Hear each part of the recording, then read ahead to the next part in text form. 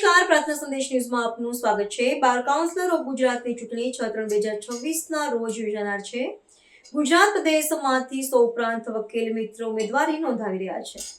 ગુજરાત રાજ્યના 272 વકીલ મંડળમાં સાવલી તાલુકાના સાવલી બાર એસોસિએશનના પ્રમુખ શ્રી સનતકુમાર પરમાર નાઓએ તારીખ 5/2/2026ના રોજ વકીલોની માતૃ સંસ્થા બાર કાઉન્સિલર ઓફ ગુજરાત અમદાવાદ ખાતે મેમ્બર પદ માટે જીતની પ્રબળ દાવેદારી સાથે ઉમેદવારી નોંધાવી છે।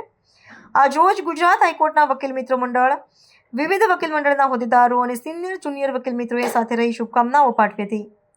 વકીલ સનતકુમાર પરમાર સાવલીનાઓએ જણાવ્યું હતું કે ગુજરાતના વકીલો માટે advocate protection act, advocate welfare, advocate value, મહિલા વકીલોની સુરક્ષા અને સિનિયર જુનિયર વકીલોની એકતા તેમજ ગુજરાતના તમામ વકીલ મંડળનું પ્રતિનિધિ મંડળ બનાવીને તેનો બાર કાઉન્સિલર ઓફ ગુજરાત સાથે સીધો સંપર્ક રહે તે માટેના પ્રયત્નશીલ રહી આગામી દિવસોમાં વકીલ હિત સર્વોપરી રાખી કાર્યો કરવાની ખાતરી આપી આગામી ચૂંટણીમાં વકીલ મિત્રો પ્રથમ પસંદગીનો મત આપી વિજય બનાવે તેવી આશા વ્યક્ત કરી હતી।